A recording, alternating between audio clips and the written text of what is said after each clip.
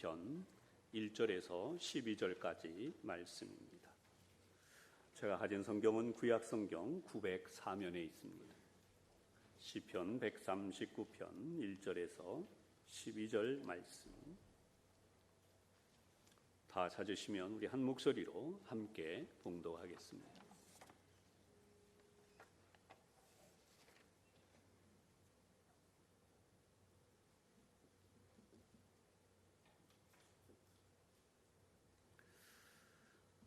시편 139편 1절에서 12절입니다. 봉독을 시작합니다. 시작.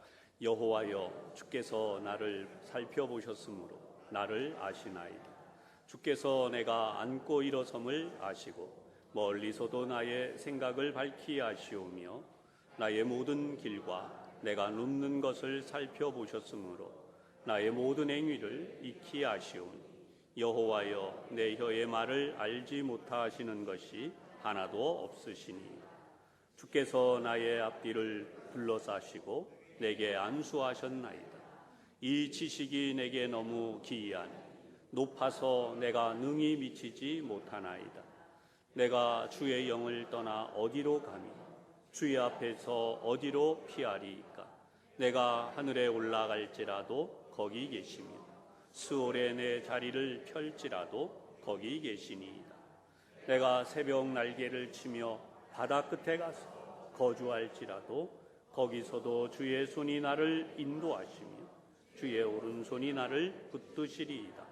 내가 혹시 말하기를 흑암이 반드시 나를 덮고 나를 두른 빛은 밤이 되리라 할지라도 주에게서는 흑암이 숨기지 못하며 밤이 낮과 같이 비추이나니 주에게는 흑암과 빛이 같음이니이다. 아멘. 여기까지 말씀이 먼저 우리 모두에게 큰 은혜가 되시기를 바랍니다. 자, 이렇게 보니까 휴가를 다녀오시느라고 이렇게 그런 분도 계시고 또 새로이 또 오늘 나오신 분도 계시고 오래간만에 반갑게 얼굴을 볼 수 있는 분도 있거든요. 우리 양쪽에 앞에 있는 분들을 함께 축복하면서 인사하겠습니다. 오늘도 하나님 은혜가 충만하시기 바랍니다. 하나님 은혜가 충만하시기를 바랍니다. 아멘. 이 시간은 전지하시고 무소부재하신 하나님, 이 말의 의미는 다들 알고 계실 것으로 생각이 되어져서 이 단어를 사용했습니다.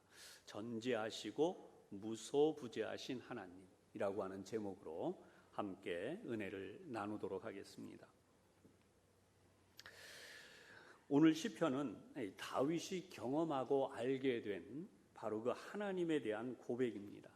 그래서 오늘 시편의 내용, 이 다윗이 어떤 하나님으로 고백하고 있는지 바로 이 말씀을 통해서 함께 보도록 하겠습니다. 이 다윗은 두 가지 중요한 사실을 이 시편에서 고백하고 있어요.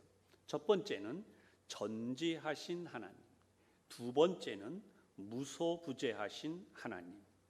우리가 신앙생활에서 경험하고 체험하는 것인데 다윗은 어떻게 이 하나님에 대하여 체험했는가?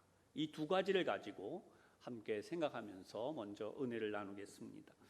전지하시다라고 하는 하나님이 모르시는 것이 없으시다. 하나님은 모든 것을 다 알고 계시는 하나님이시다라고 그렇게 고백을 합니다.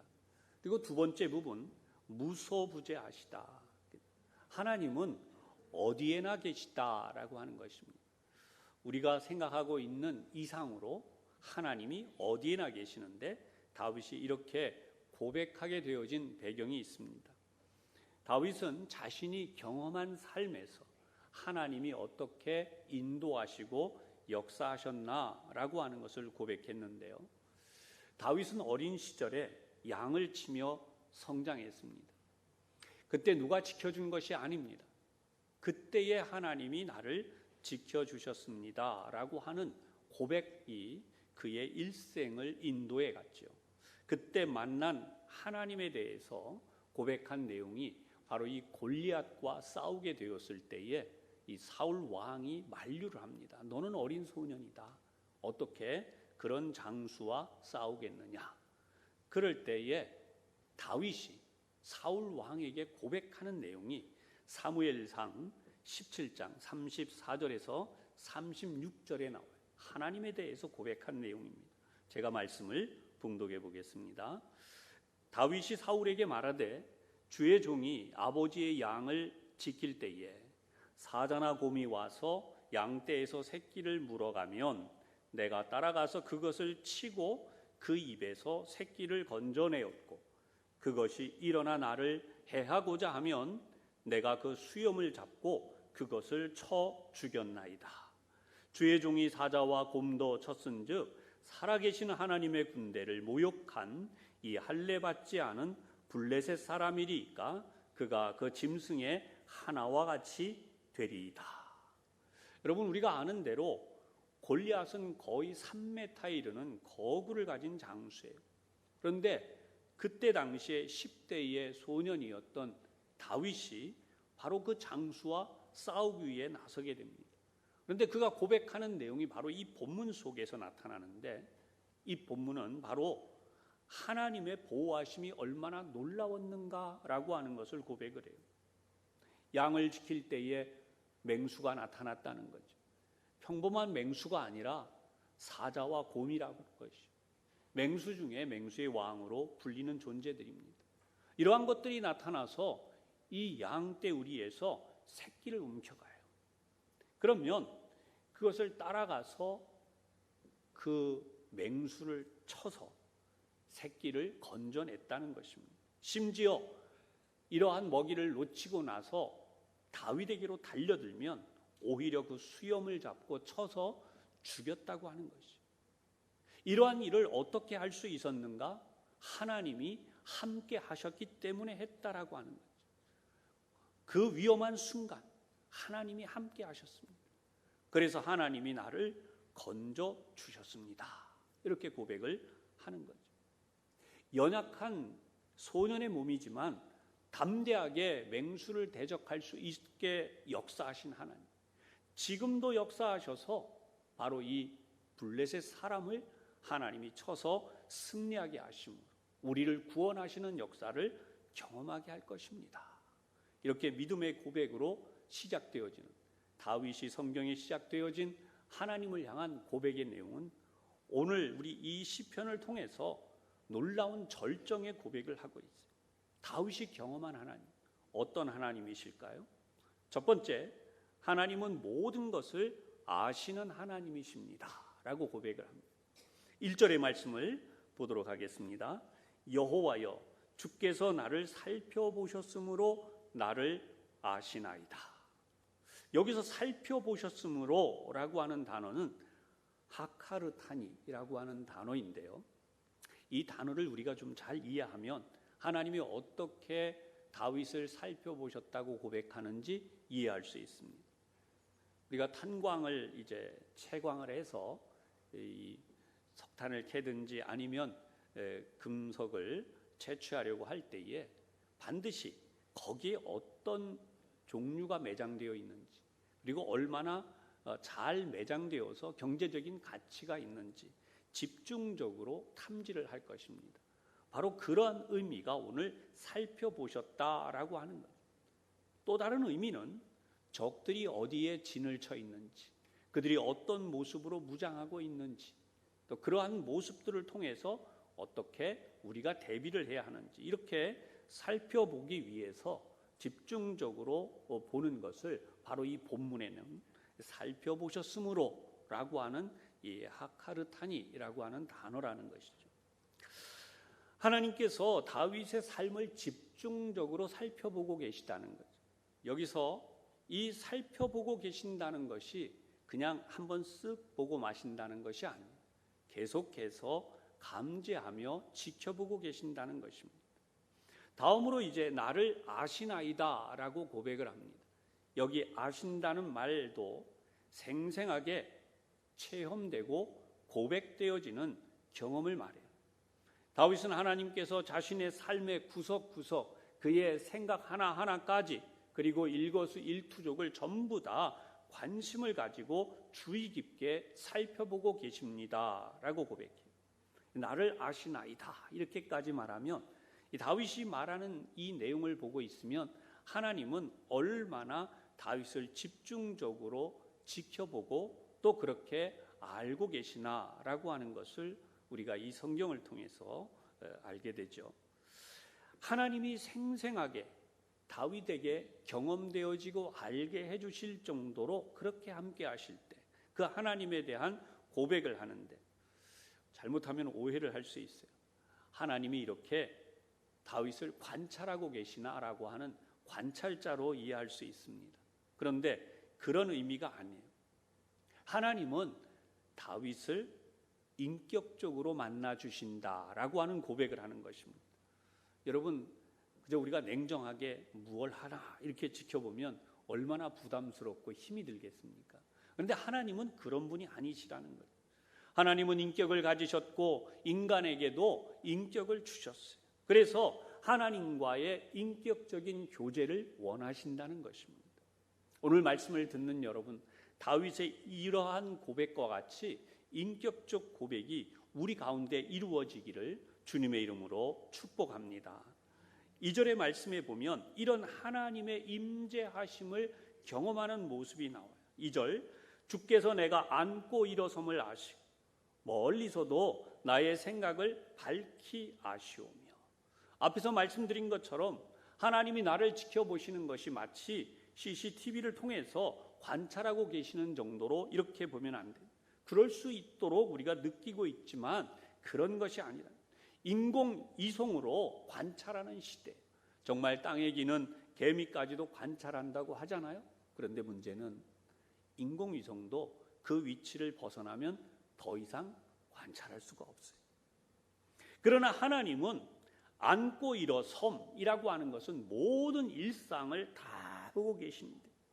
하나님이 나의 생각조차도 밝히 아신다고 하는 이 하나님의 역사는 우리의 심령 깊숙한 곳에까지 이미 다 알고 보고 계신다라고 하는 거죠. 인공위성이나 CCTV는 그런 걸 볼 수 없습니다. 하지만 하나님은 우리의 심령 깊은 곳까지 우리가 무슨 생각을 하며 살아가는지까지도 다 그 내용을 알고 계세요. 심지어 우리가 말을 할 때에 어떤 의도로 말하는지까지도 다 아신다는 것입니다. 그래서 오늘 본문 3절과 4절에서 고백하는 내용입니다. 나의 모든 일과 내가 눕는 것을 살펴보셨으므로 나의 모든 행위를 익히 아시오니 여호와여 내 혀의 말을 알지 못하시는 것이 하나도 없으시니이다. 나의 모든 일은 여러분들이 살고 있는 일상적인 삶. 이번에 이제 세계적으로 홍수도 나고 또 지진도 있고 또 여러분 이 화재가 나잖아요. 산불도 나고 온도가 막 폭염으로 올라가고 이러니까 참 사는 것이 우리가 두렵고 힘들어서 이런 어떻게 살아가나. 뉴스에도 보면 걱정하는 이야기들이 참 많이 나오고 있습니다. 저도 걱정이 되고 여러분들도 그럴 수 있어요. 그렇지만 우리가 이 성경을 보고 함께 위로를 받고 은혜를 받으려고 하는 것은 하나님이 우리를 지키신다는 거예요. 앉고 일어섬. 저는 이 말씀 볼 때 참 은혜가 됐어요. 왜냐하면 여러분 연세 드신 분들이 앉고 일어서는 것 힘드시고 점점 더 힘들어진다라고는 경험을 하지 않습니까? 하나님이 그런 속에 은혜 주셔서 여러분들을 늘 지켜주심을 오늘 이 말씀을 통해서 힘을 얻고 믿으시기를 바랍니다. 우리의 세포 하나하나까지 내가 원하지 않는 어려운 일들이 생기고 내 몸에 병들이 발생할 수 있다는 것에서 하나님은 이 지구상의 인구가 80억이라고 할지라도 그 한 사람 한 사람에 대해서 그 세포 하나하나에 대해서 하나님은 다 알고 그것들을 관리하고 계세요. 여러분 세상이 점점 어려워지니까 많은 사람들이 우울증을 호소하고 있고 정말 방송을 보다 보면 저렇게 어이없는 짓들을 하고 있나? 라고 하는 그런 일들이 있지 않습니까? 그런데 하나님은 그런 속에서 모든 생각을 지키신다는 거죠. 나의 생각을 멀리서도 밝히 아신다고 하셨어요. 할렐루야. 여러분 그래서 우리가 이 본문을 붙들고 더욱더 기도하며 하나님 은혜 가운데 하나님 이 세상을 지켜주시옵소서. 우리가 살고 있는 삶의 환경을 지켜주시옵소서. 하나님 우리와 우리의 가족을 보호하여 주시옵소서. 기도해야 돼요. 오늘 이 말씀을 여러분들이 큰 은혜로 받으시기를 바랍니다. 나의 모든 길, 내가 눕는 것을 살펴보셨기 때문에 나의 모든 것을 하나님이 모르시는 것이 없으십니다. 여기서 살펴보셨다고 하는 것의 의미는 키지를 하다라고 하는 의미가 있어요. 알곡과 죽정이를 가리기 위해서 키지를 하듯이 하나님 그렇게 하신다. 내 행동의 모든 것 하나하나 진위를 정확하게 파악하고 분별하고 계시다는 거예요. 그래서 하나님은 모르시는 것이 하나도 없으십니다. 그 전지하심에 대한 고백을 하고 있어요. 다음 두 번째로 앞뒤로 둘러싸시고 안수하시는 하나님이시다라고 고백을 합니다. 여러분, 하나님이 우리를 지켜만 보신다고 생각합니다. 얼마나 두렵습니까? 관찰자로만, 감시자로만 본다면 우리가 그 하나님을 두려워할 수밖에 없습니다. 물론 우리는 하나님을 두려워해야 됩니다. 죄짓지 않기 위하여, 말씀대로 살기 위하여 우리는 하나님을 두려워할 줄 알아야 됩니다. 그런데 하나님은 우리에게 어떤 분으로서 다윗이 고백하고 알고 있도록 하느냐 하면 바로 이 하나님은 보호자가 되신다라고 합니다. 보호자, 우리 잘 알고 있어요. 어떻게 보호하시나? 하나님은 인도자가 되신다는 거예요. 어떻게 인도하시나? 그렇게 되시기 위하여 하나님이 우리를 지켜보신다는 거예요. 자, 5절의 말씀인데요. 같이 한번 우리 또 5절의 말씀을 함께 봉독해 보겠습니다. 시작. 주께서 나의 앞뒤를 둘러싸시고 내게 안수하셨나이다. 아멘. 하나님은요, 적시에 언제 어떻게 우리를 도와주어야 하는지를 정확하게 알고 계신다는 거예요. 그 방법도 정확하게 알고 계세요. 그래서 우선적으로 하시는 이 보호의 일에 대하여 다윗이 자신이 경험을 했어요. 그래서 고백을 합니다. 앞뒤를 둘러싸셨다라고요. 주께서 나의 앞뒤를 둘러싸셨다. 여러분이 둘러싸셨다고 하는 것은요, 화살이 비오듯이 날아올 때에 하나님께서 그 품에 품어주셨다는 것입니다. 세상에 어떠한 어려운 문제들이 우리에게 닥쳐온다 할지라도 하나님께서 그 품에 우리를 품어주셨다라고 합니다. 앞뒤를 둘러싸셨다는 것은 빈틈이 없으시다는 것입니다. 원수들의 공격으로부터, 세균들의 공격으로부터, 어떠한 악한 영들의 공격으로부터 하나님은 우리를 에워싸서 완전히 보호해 주십니다. 다윗이 염두에 둔 것은 그 당시의 원수들, 국가적인 어려움도 있지만 영적으로 사단의 공격, 원수의 공격이 있었어요. 이러한 모든 것에 하나님께서 지켜주시고 보호하여 주셨다는 거예요. 어려움이 있고 문제가 생길 때마다 하나님은 이미 보고 계시다가 원수 사단의 공격으로부터 또 원수인 적들로 공격으로부터 하나님께서 다윗을 품어주시고 완전하게 보호해 주셨다. 어떠한 공격에도 무너지지 않도록 품어주시고 보호해 주셨다는 것입니다. 여러분, 이 말씀이 여러분의 마음에 위로가 되고 안심이 되고 평화가 될 수 있기를 주님의 이름으로 부탁합니다. 주님의 능력, 이 하나님의 역사, 여러분 그 다음 나오는 말씀이 내게 안수하셨나이다. 안수하셨나이다. 왜 안수하실까요? 주님의 손이 얹어져서 안수되어집니다. 하나님의 손이 얹어지면 엄청난 일이 일어나요. 다윗이 고백한 내용 시편 41편 3절에 나와 있어요. 다윗이 이렇게 고백했어요. 제가 봉독할게요. 여호와께서 그를 병상에서 붙드시고 그가 누워 있을 때마다 그의 병을 고쳐 주시나이다. 병상에서 붙드셨대. 여러분, 사람이 제일 약해질 때가 언제예요? 병상에 있을 때잖아요. 한두 번도 아니고 누워 있을 때마다요. 누워 있을 때마다 하나님께서 그 병을 고쳐 주시나이다. 다윗이 경험한 것은 하나님께서 자신이 아파서 병들어서 누워 있을 때마다 하나님의 손이 임하셔서 안수하시고 고쳐 주셨다는 거죠. 여러분, 우리에게도 이런 고백이 있기를 바랍니다. 오늘도 우리가 하나님 앞에 엎드려서 간구하면 주님께서는 우리의 머리에 손을 얹으시고 안수하여 주십니다. 우리에게 무슨 자격이 있어서가 아닙니다. 주님이 말씀하셨어요. 나는 의인을 부르러 온 것이 아니라 죄인을 부르러 왔다. 주님께서는 죄인된 우리에게 그 손을 얹어주시고 우리를 위하여 안수하셨다. 주님의 손이 우리 위에 얹어지기만 하면 모든 문제가 해결되는 것입니다. 염려와 두려움이 떠나갑니다. 고통과 아픔도 떠나갑니다. 질병도 떠나갑니다. 모든 어려움들이 다 해결이 되는 것입니다. 내게 안수하셨나이다. 왜 안수하십니까? 하나님께서 나를 성장시켜 가십니다. 나를 성장시켜 가시기 위하여 안수해 주셨다는 거예요. 안수하셔서 하나님의 능력을 부어주십니다. 안수하셔서 하나님의 지혜를 부어주십니다. 안수하셔서 아둔한 나에게 마침내 하나님의 뜻을 알게도 하시는 것입니다.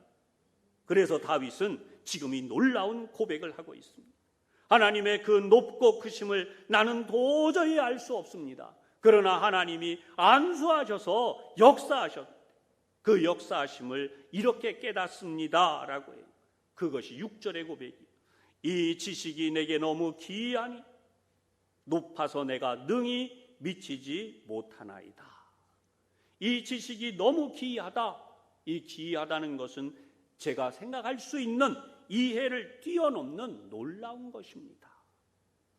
여러분, 하나님의 섭리는 그 인도하심이 놀라워서 도저히 우리가 거기까지 생각을 못하고 있었는데 지나놓고 보니까 하나님이 그렇게까지 하셨다는 거죠. 우리가 살다 보면 지내놓고 보면 다 알지 못했기 때문에 그 당시에는 하나님 앞에 미처 감사도 못했고 그러한 일에 대하여 깨닫지도 못한 채 지나갔다는 거예요. 그러나 지나고 보니까 하나님이 하셨군요. 하나님이 보호하셨군요. 하나님이 함께 하셨군요. 하나님께서 그래서 그렇게 하셨군요. 이런 고백을 하게 된다는 것입니다. 말씀을 듣는 여러분, 오늘 우리에게 이런 일이 있었었습니다. 지금까지. 그리고 여러분들에게 앞으로도 이런 일이 있을 것입니다. 그러므로 이 하나님의 은혜 안에 다윗과 같은 믿음의 고백을 하며 사시기를 주님의 이름으로 축복합니다. 세 번째 부분으로 주님께서는 어디에나 계셔서 지키신다는 것입니다. 다윗이 밧세바의 일로 하나님 앞에 범죄했습니다. 또 군대를 계수하면서 우리 군대가 얼마나 될까?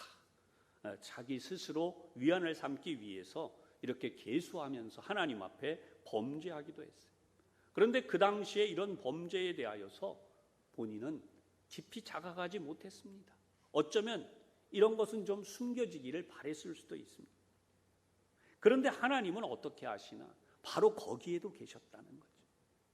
다윗이 범죄하고 있는 그 현장에도 하나님이 함께 계셔서 그를 지켜보고 계시며 그 죄를 회개하고 돌아오게 하셨다는 거예요. 선지자를 보내서 깨우쳐 주시고 돌아오게 하시는 하나님의 이 놀라운 역사에 대해서 자신이 피할 곳이 없다라는 고백으로 나가요. 오늘 7절에 보면 내가 주의 영을 떠나 어디로 가며 주의 앞에서 어디로 피하리까?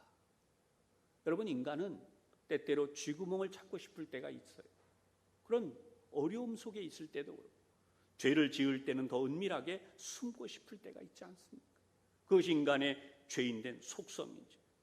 다윗은 지금 그러한 사실에 대해서 내가 주의 영을 떠나 어디로 가겠습니까? 주의 앞에서 어디로 피하리까? 숨겠습니까? 그렇게 얘기하는 거예요. 하나님은 그런 모든 것을 지켜보시기 때문에 도저히 피할 곳이 없다는 것이죠. 그런데 여러분, 다윗이 나중에라 이것을 고백할 때에는 그것이 하나님의 사랑입니다 라고 고백하는 것입니다. 여러분, 우리를 하나님이 그렇게 지켜보시고 보호하시려고 하시는 그것이 하나님의 사랑입니다. 우리도 고백할 수 있기를 바랍니다. 8절에 보십시다. 내가 하늘에 올라갈지라도 거기 계시며 수월에 내 자리를 펼지라도 거기 계시니이다.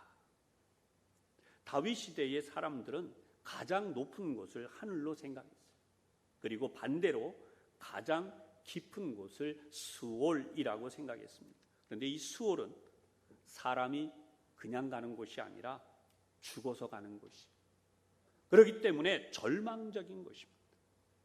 인간이 가장 절망하고 있는 거기에까지도 하나님이 계시다라고 하는 거예요. 하나님이 왜 거기에 계시다고 고백을 할까요? 하나님이 인간이 절망하고 끝났다고 생각하는 거기에 찾아오셔서 인간을 보호하시고 구원하시되 죄로부터 돌이키시고 심지어 수월에서조차도 붙들어 주시고 보호하시고 돌이키게 하시기 위해서 하나님이 거기에 계시다고 하는 거예요. 인간의 삶에는 한계가 있어요. 한계 있는 삶, 더 이상 어떻게 할 수 없는 그것을 바로 9절과 10절에도 표현하고 있습니다. 내가 새벽 날개를 치며 바다 끝에 가서 거주할지라도 거기서도 주의 손이 나를 인도하시며 주의 오른손이 나를 붙드시리이다. 아멘. 여러분, 이 시편을 읽으면 시편에 볼 때 많은 부분이 그렇지만은 정말 아름다운 시어다. 말을 어떻게 이렇게 아름답게 쓸 수 있었을까? 이제 이런 느낌으로 보는 말씀들이 있는데, 특별히 오늘 9절에도 보면 새벽 날개라고 하는 표현이 그런 것입니다. 여러분이 새벽 날개, 눈으로 여러분들이 새벽 날개 보신 적이 있어요? 이 시편에 쓰여진 새벽 날개가 무엇인지 여러분 깨달아지십니까? 여러분, 이 새벽 날개는 새벽에 태양이 떠오를 때 빛이 비추기 시작해요. 어둠을 뚫고 빛이 쫙 비쳐나가는 이 광경을 다윗은 지금 새벽 날개라는 표현을 사용했어요. 그래서 이 새벽 날개, 하나님의 거룩한 빛으로 볼 수 있는 이 태양빛이 바다에 비춰지는 거죠. 그래서 이 바다의 끝에 가는 거기에 가서 산다고 해도라고 하는 거예요. 그 옛날 사람들은 바다를 볼 때요, 굉장히 위험하다고 생각을 하고, 그냥 위험한 것이 아니라 그 바다 끝은 평평하게 되어져 있는데 그 바다 끝은 낭떠러지 절벽이라고 생각했어요. 끝없는 절벽으로 떨어진다고 생각을 했어요. 그러니까 그렇게 그 바다 끝에 그런 위험한데 그런 곳에 살게 된다 할지라도 하나님의 손이, 하나님의 능력의 손이 붙들어 주신다는 거죠. 거기서 인도해 오신다는 거예요. 심지어 하나님의 오른손, 하나님의 가장 능력 있는 손으로 나를 붙들어 주셔서 그 위험에서 건져 주신다라고 고백하고 있어요. 여러분, 우리 인간의 삶에 위험한 순간이 얼마나 많아요. 여러분들이 경험하고 있는 삶도 그런 어려운 순간이 얼마나 많습니까?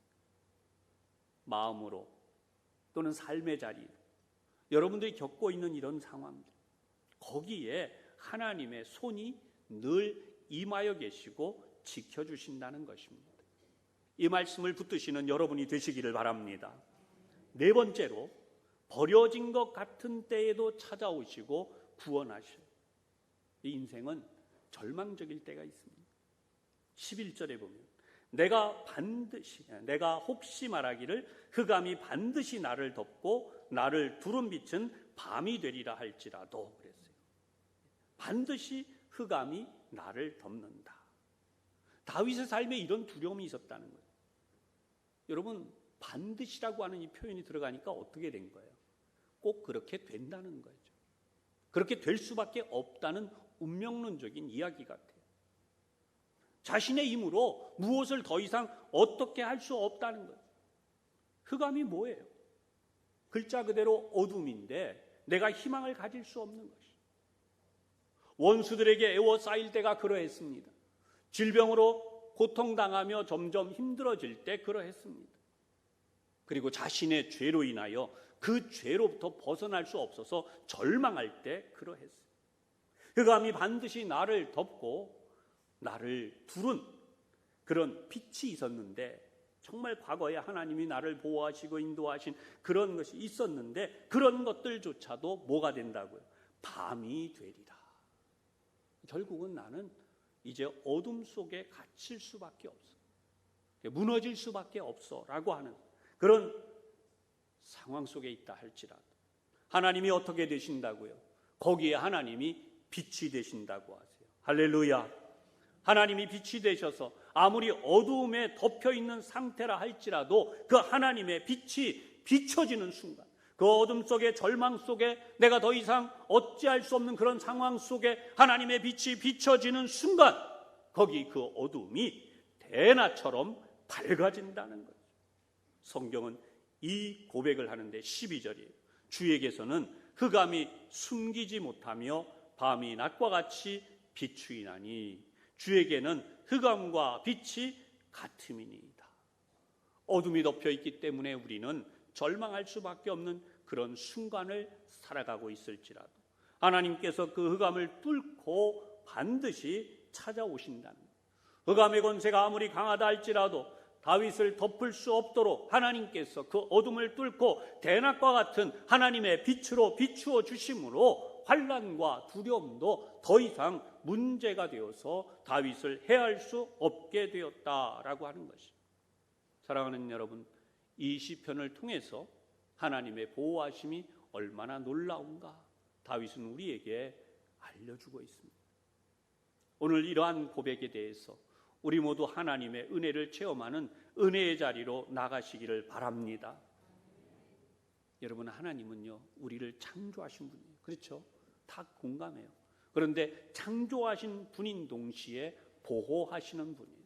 이런 사실을 알면 우리는 창조하신 분이야 에서 어떻게 돼요? 아하, 하나님 나를 보호하고 계시지. 그런데 그 하나님은 그 일을 하시면서 그냥 계신 게 아니라 여러분, 한 가지 더 중요하게 우리를 깨우치시는 게 있어요. 만남을 기대하고 있다는 것이에요. 아멘. 하나님이 나와 만나기를 기대하신다. 하나님은 창조자로 멈춰 서신 것이 아니라 인간이 범죄함에도 불구하고 그 죄를 대신 지셔서라도 인간을 만나기 위해 찾아오시는 분인데, 예수님께서 이 땅에 오시기까지 인간에게 이루어질 그 하나님의 사랑에 대하여 제대로 알 수 없었는데, 다윗은 오늘 이 시편을 통해서 하나님은 우리를 찾아오신, 다윗을 찾아오신 그 하나님으로 체험하면서 고백하게 되었다는 것입니다. 말씀을 정리해 보겠습니다. 첫 번째, 다윗은 모든 것을 아시는 하나님으로 고백했어요. 하나님이 막연하게 멀리 계시는 분이 아니라 나의 삶을 지켜보시는데 그냥 보시는 것이 아니라 숨 쉬는 모든 순간까지, 우리가 말하는 모든 것까지도, 우리의 마음속에 깊은 것까지도 다 아시는데 그냥 관리 감독하신 게 아니라 사랑하셔서 지켜주시기를 원하시고 보호하시기를 원하시는 분으로 우리를 보시는데, 그러한 모든 것에 대하여 다 하나님의 인도하심이 있다라고 고백합니다. 두 번째로 앞뒤로 둘러싸시고 안수하신다고 했어요. 하나님은 평범한 보호자가 아닙니다. 그저 조금 보호해 주다가 끝나는 분이 아니에요. 하나님은 처음부터 우리의 인생이 맞춰지고 하나님의 품에 안기는 그때까지 완전히 우리를 보호하시는 하나님이세요. 따라서 원수의 어떠한 공격에도 노출되지 않게 하시고, 안수하셔서 우리의 눈을 여시고, 안수하셔서 우리에게 능력을 부어주시고 하나님의 사람으로 오늘도 살아가게 하시는 것입니다. 세 번째 부분, 하나님은 어디에나 계십니다. 우리가 어리석어서 범죄하고 있는 그때에도 하나님은 우리를 찾으시고 거기에도 우리를 보호하심으로 하나님이 함께하여 주신다. 거기에도 계시다. 마지막 네 번째, 버려진 것 같은 때에도 우리를 구원하시기 위하여 찾아오시는 분. 인생의 절망의 순간, 더 이상 희망이 없어, 나는 끝났다고 하는 거죠. 그런데 그 절망을 바꾸세요. 어떻게 해요?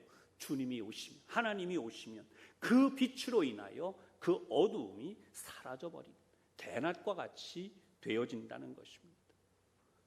사랑하는 교우 여러분, 여러분들은 하나님에 대하여 어떤 고백을 하며 사십니까?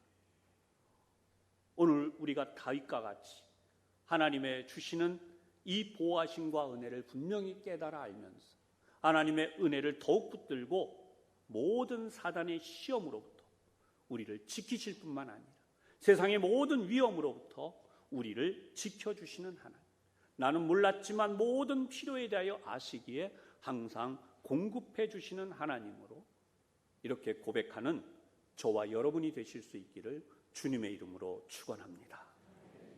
기도드리시겠습니다. 사랑의 하나님, 우리는 미처 몰랐어도 이미 창세전에 우리를 구원하시기로 택하시고 하나님의 인도하심으로 작정하셨고 하나님의 그 사랑의 풍성하심을 나타내셔서 오늘 우리가 하나님의 자녀로 구원의 길에 설 수 있게 해 주셨음을 감사드립니다. 오늘 우리가 사는 세상이 참으로 험하고 또 이렇게 환경 오염으로 인하여 점점 더 살기 어려운 환경이 되어가고 있다고 두려움과 염려가 가중되고 있는 세상을 살아가고 있습니다. 공중의 권세 잡은 사단의 위협과 하나님으로부터 멀어지게 하는 세상의 유혹, 그리고 모든 폭력과 악행이 난무하는 세상을 살아가고 있습니다. 그러나 하나님, 이 시간 저희들이 하나님의 은혜를 입은 자들이요 하나님이 함께 하시고 보호하여 주시는 자들임을 알게 하여 주셔서 감사를 드립니다.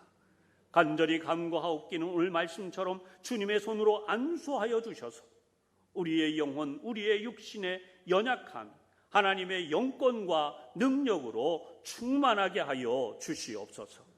다윗의 고백과도 같이 하나님이 인도하여 주셨는데 바다 끝에 가서 거할지라도 구하여 주시고 흑암 속에서도 주님의 빛이 비추어짐으로 그 모든 흑암이 빛이 되는 역사가 이루어지는 하나님의 자녀로 살아가게 하여 주시옵소서.